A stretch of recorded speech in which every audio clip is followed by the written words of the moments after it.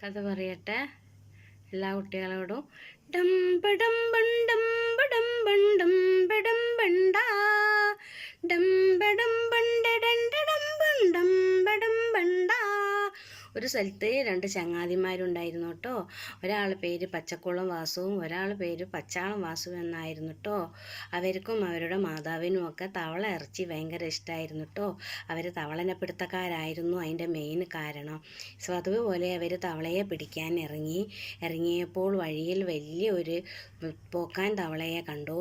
അവർക്ക് സന്തോഷമായി. അവർ പറഞ്ഞു, ആയി നല്ല മുഴുമുഴുത്തൊരു തവള, നമ്മൾക്കും നമ്മളെ മാതാവിനും ഇന്ന് കുശാല് തന്നെ എന്ന് പറഞ്ഞ് അവർ ആ തവളയെ പിടികൂടി ഇവർ പറഞ്ഞു, ഇത് എനിക്കാണ് ആദ്യം കിട്ടിയത്, പിന്നെ അല്ല ഞാനാണ് ആദ്യം കണ്ടതെന്ന് ഇവർ തർക്കം പറയുകയും കിട്ടിയ സന്തോഷത്തിൽ അവർ ചാഞ്ചാടിയാടി ഉറങ്ങുന്നീ ചരിഞ്ഞാടിയാടി ഉറങ്ങുന്നീ ആകാശത്തു ഞാലാടവേ പൽക്കാവടിയുണ്ട് അവിടെ പായസപ്പുഴയുണ്ട് കാത്തുരമ്മയിരിപ്പുണ്ട്.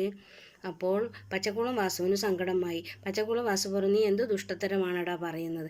ഏതായാലും നമ്മൾ അതിനെ കൊല്ലാനും ഭക്ഷിക്കാനും പോവുകയാണ്, നീ പിന്നെ വെറുതെ ഇതുപോലത്തെ ദുഷ്ടത്തരം കാണിക്കണമോ എന്ന് ചോദിച്ചു. അപ്പം പച്ചാളം വാസു പറഞ്ഞു, ഇതൊരു സന്തോഷമല്ലേ എന്ന് പറഞ്ഞു.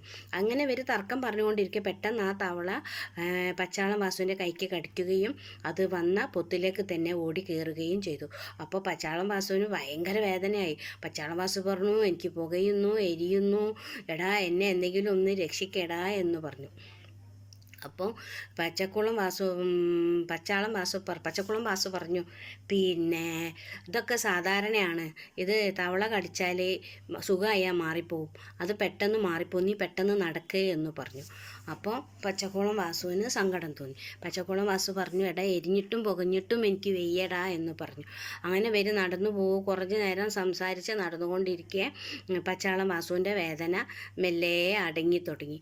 അങ്ങനെ പിന്നെ വീണ്ടും നോക്കിയപ്പോൾ വലിയൊരു തവളയെ അവർ കണ്ട് അവനെ അതിനെ പിടിക്കാൻ വേണ്ടി പോവുകയും അവർക്ക് ആ തവളയെ കിട്ടിയപ്പോൾ ഇവർ പഴയത് പോണം തന്നെ പിന്നെ തമ്മിൽ പ്രശ്നമുണ്ടായി.